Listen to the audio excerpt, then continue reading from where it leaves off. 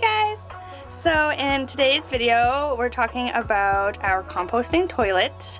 It's been quite some time actually since I've talked about our composting toilet, which I'm actually very surprised about because I talked about it a lot in the beginning. It just became so normal. We use it every day, obviously, so I kind of forgot about it. But I'm gonna update you, let you know what I think of it, and I'm gonna tell you how it works, how we use it, and how we maintain it.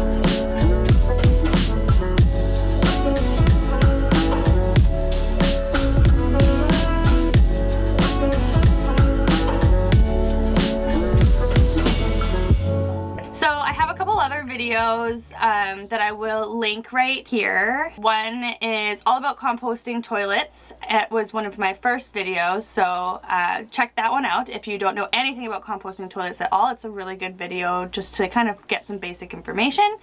Also, I have a video on us not using toilet paper, which I will link as well, because we don't use toilet paper. And for the composting toilet, it's been a dream. I actually don't know what it would be like to use use toilet paper in a composting toilet. I think it would just be kind of a hassle.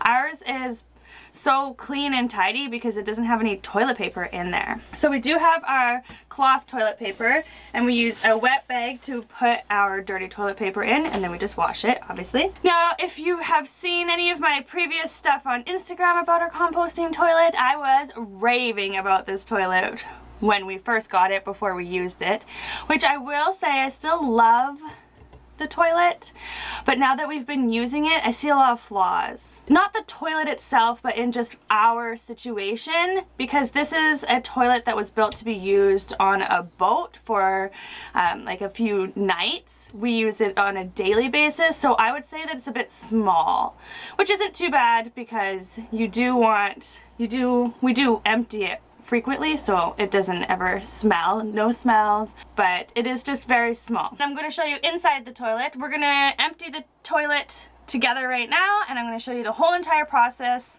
of what it's like to maintain our composting toilet. So you have a urine diverter, which for us, we plumbed it to go to our gray water system, so we don't have to empty a jug or anything like that. It goes right into our gray water system because urine is gray water. And then the larger compartment with the bucket is where you go number 2. That's where we would put the sawdust and peat moss mixture. You can't see anything in there because it's dirt. It literally doesn't look like poo, doesn't smell like poo. It smells like pine. Cedar? What do we got right now, babe? Oh. We were really lucky. Our neighbor was sawmilling some wood, and he had tons of sawdust, so that's where we get our sawdust right now. And then we mix it about 3/4 sawdust I do and 1/4 peat moss. What makes this toilet different than like the Nature's Head, for example, is that we have a crank on the side, so after you go to the bathroom you turn it, and that's what keeps the smell down as well because you're mixing it. Chad and I kind of tag team the toilet because the bucket is heavy right now. He takes the bucket outside and cleans and rinses that, and I usually mix the sawdust and the peat moss mixture. I keep it in a Tupperware container. I will show you so that we have easy access to it and we can fill up our back box and fill up the toilet. Okay, so Chad is going to take the bucket out and I'm going to clean the toilet, which I also want to mention is something that I think is really awesome about having a composting toilet is that we actually clean our toilet top to bottom, scrub the whole thing down every 5 days, which is probably more frequently than you.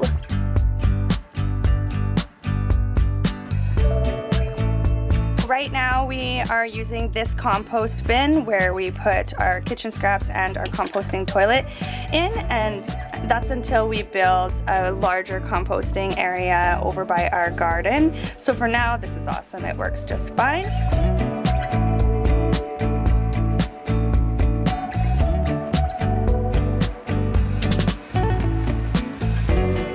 We just got this like laundry sink, one of these like plastic sinks that we keep outside, and we just throw the bucket in the sink, which makes it so much easier to clean it out and take the hose, spray it out, wash it out, and yeah, it's actually that simple. just wash it out.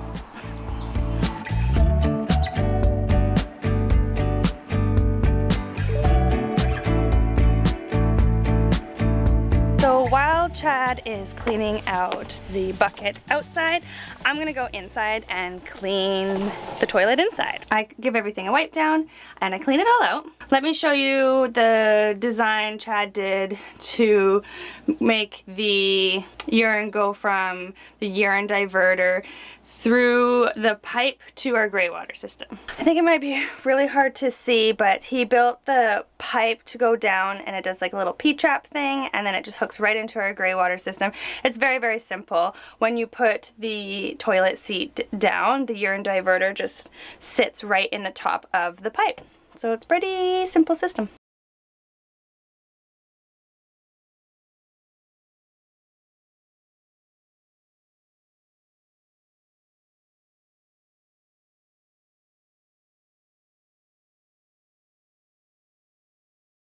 Now we'll take our bucket outside and fill it with some more peat moss and sawdust.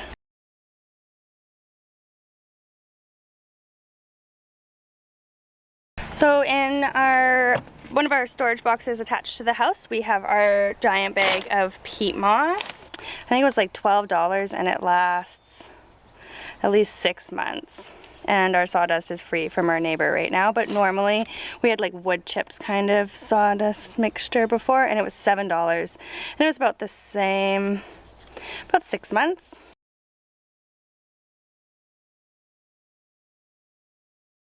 So like I said, I put about 3/4 sawdust to 1/4-ish peat moss. It's kind of hard to totally judge, but I just fill it up.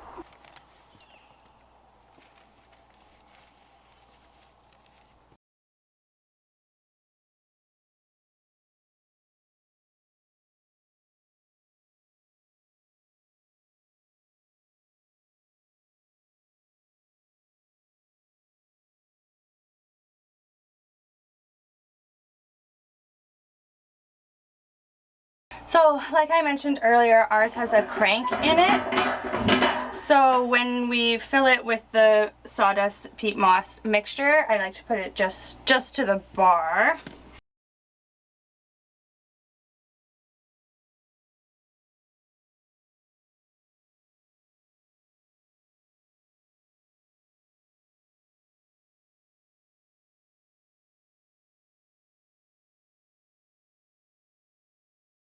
So I do want to mention the one thing that we really don't like about the toilet. We do plan on eventually building our own composting toilet. Mainly because our urine diverter is plastic. So it's just a plastic funnel that is cleanable, but it's not ideal. I found a supplier from the UK that makes porcelain urine diverters, and I really, really want one. And then we would build our own box, like a slightly bigger size. And if you look, where the urine diverter meets our bucket on the inside is up high, so sometimes you can feel this on your bum. I don't like that part. Ideally, the urine diverter would be a little bit lower and the bucket would be lower, so you're sitting above the whole entire system instead of like literally right on top of it. So that I would like to change as well. But besides that, I have zero complaints about our composting toilet. We love using it. We would never go back to a flushing toilet. Even like when this baby comes, it's going to be really interesting to teach them how to use a composting toilet. Mind you, they won't know any different, but you can't divert urine in a child, I don't think, when you're potty training. So we'll see how we go about that. I'll make a video later about how we're going to navigate the potty training world. This is how we use our composting toilet on the daily basis. So having a urine diverter means that you go pee in number 1, which is the urine diverter area, and poo in the bucket, which is separate. So after you go pee, I take my toilet spray, which is pretty much just vinegar, lemon, and some essential oils, and I give the urine diverter a spray. I fill my little cup up here with water and I pour it down. And that's essentially how I flush the toilet. After you go poo, you give it a little scoop in the toilet, cover your poo, and give it a whirl. Pretty easy. That's the gist of our composting toilet. When we bought this toilet, we thought it was just the most beautiful thing ever, which I do still think that it is. After using a composting toilet for a year, there are things that we've just learned from doing it that could be better. So we will probably upgrade our toilet system or build our own system eventually. Otherwise, you guys have a great rest of your day. I'll have a great rest of my day, and I will see you in the next video. Peace.